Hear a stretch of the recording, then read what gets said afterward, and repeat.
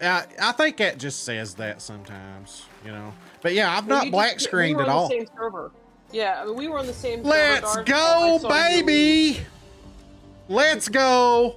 Got it? 24.15 pounds, Dang. 9.69 pounds bigger than my personal best. 24? Wow. 24.15 pounds. Oh, I made top 5. Welcome back to the channel, everyone. My name is Darth Slone, your official partnered content creator for Expansive Worlds. And as you just saw, we finally got her done.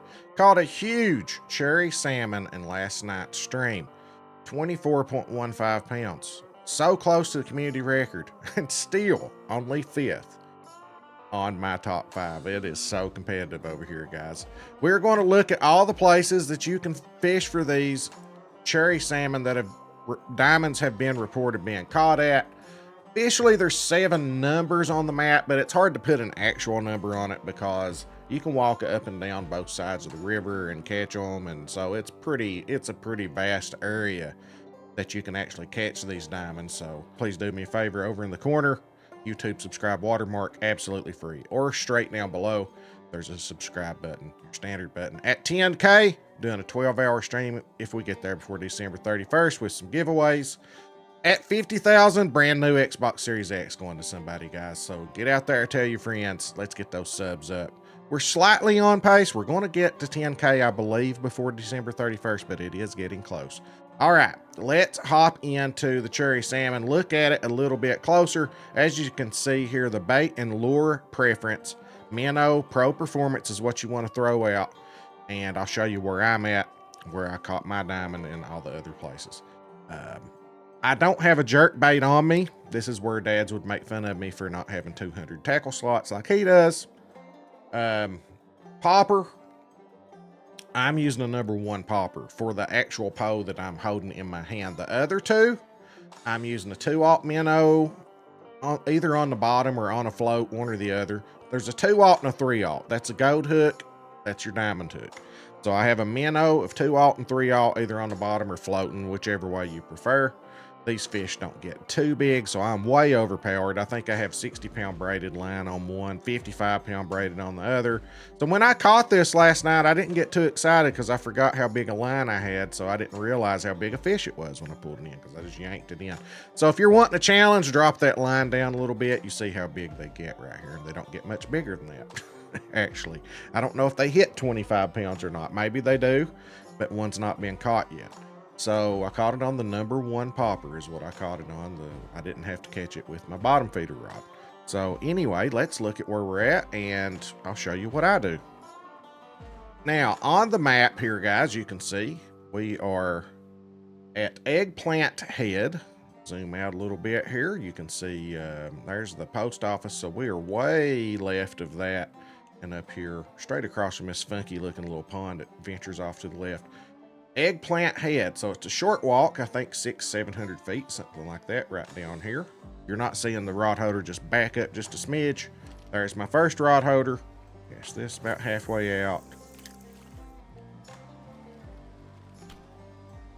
Right there's around the area that I cast it to. Now I'm going to get my popper, and I'm just going to cast past it. Remember to twitch. I'm just going to reel that in. Now, as Amy the Huntress told me last night, you want to cast closer to the waterfall there. So you want to be down here close to the waterfall when you're casting. And let's see what this is. I don't think it's what we're after. Yeah, this is the white spotted char. Those are in here too. Wouldn't hurt my feelings if I got a diamond of one of them, actually. But that's what I'm going to do, is just keep casting past the 67 feet. That is where my bait ball is, so I'll cast a little past it, put my speed on to twitch, reel through it, and then I'll get an indicator warning over here to my left if I've got a bite on either of those. Now, if I get a bite on either of those that are in the rod holder, I know it's either a gold or a diamond. So I'm putting this pole up and I'm going to answer them, as long as. Now, if you do have a fish hook like I do right now, you have plenty of time, guys. to get over up to like, I think it's even like 30 seconds. So you don't have to be in a big hurry. That's another reason why I like using these overpowered rods. If I'm not going for a community record or anything, I'm just trying to get a diamond. I don't, I want to be able to catch the fish quick. Now, if you challenge yourself and you got one on, and you're having a big long fight with the fish, and your diamond only hook goes off to the left, that makes life a little rougher on us, having to make that decision. Do I cut my line? Do I, here's our first cherry salmon, 54.2 degrees. Now let's take a look at that. Hello, my name is Darth Slone. Do you suck at fishing? Are you struggling to catch diamond fish? If so, get yourself a Darth Slone mug. That's good coffee. You'll still suck at fishing, but you'll have coffee in a cool mug. All right, guys, we are in perfect temperatures right now for the cherry salmon. All right, so the cherry salmon temperatures are 52.6 to 55.7. That is likely to spread over time, as this map has not been out long. There's probably not been that many cherry salmons reported. Occasionally we'll go back through the angler Discord and look for any temperatures that are lower or higher than those two numbers. And we aim for those temperatures in between that. Time of day. Here's how I fish.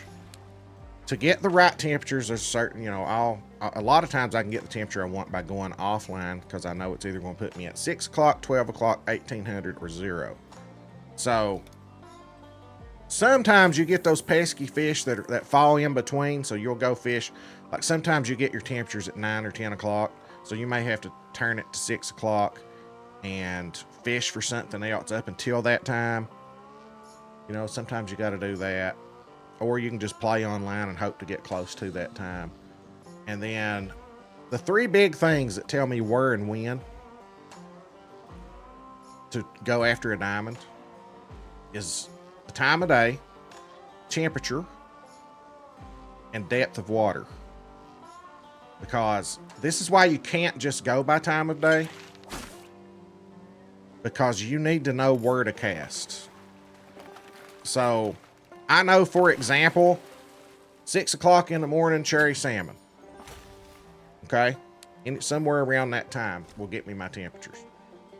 But here's the issue. You can't go just anywhere on the map at 6 o'clock in the morning.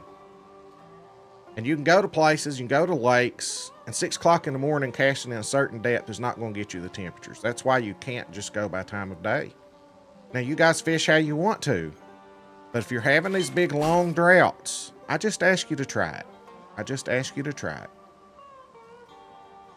Pay attention to the temperature of the fish, of that particular fish. Now, we were catching some white spotted char. Their genetic makeup or whatever may be different than a cherry salmon, so I'm not even paying attention. I have to look at cherry salmon. Each fish is made up different, so I can't catch a different species of fish and then say, oh, well, that's not right. And you don't have to server hop. A lot of times, cast on the left, cast on the right, move your boat just a little bit, and you'll get those temperatures. It's depth of water. It's time of day, temperatures, depth of water. All right, guys, that is how I do the cherry salmon and how I fish for them. Now let's take a moment and look at some other things about the cherry salmon. If you're looking for bronze hooks, you're like 5 through 3, silver hook 2 through 1/0. I'm using the number 1 popper because that's what I had on me.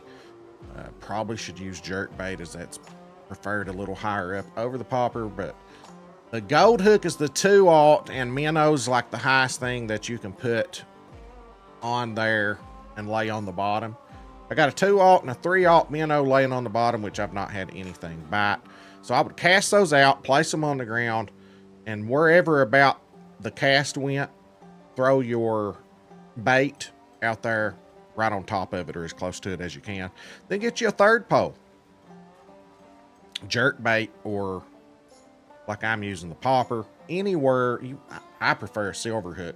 You're getting more action catching fish on the silver hook. Then you got your big pole. I suggest a gold hook and a diamond hook on any fish that you're going for if you can fish off the bank. Let's look now at all the other places that you can catch these cherry salmon. As you can see here on the official Angler Discord, help sheets maintained by Wilson and Lenny.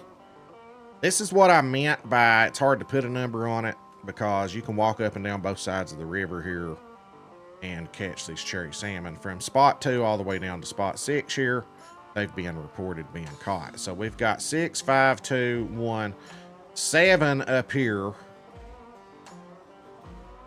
Spots 4 and 3 at the beginning mouth of, coming off these lakes. So it looks like the river mouths are a good spot. I would be curious to know if you can catch them there or any of these rivers coming off from these lakes. Like, that's a good place to start if you're searching for a new. I have no idea. I've not looked there, but we do see 1 through 7 and a big chunk right up and down this river. I caught mine right here at number 2. I hope this leads to you guys getting your cherry salmon diamond. Just hope it's not bigger than mine. You know what I'm saying? I'm hanging on barely to the top 5 there. Anyway, guys, that's all the spots, all the baits and lures. I showed you how I do it. Now it's time to go target another fish for me. I hope this helps you get your diamonds. Use this technique for several fish, guys. My name's Darth Slone. We'll catch you next one.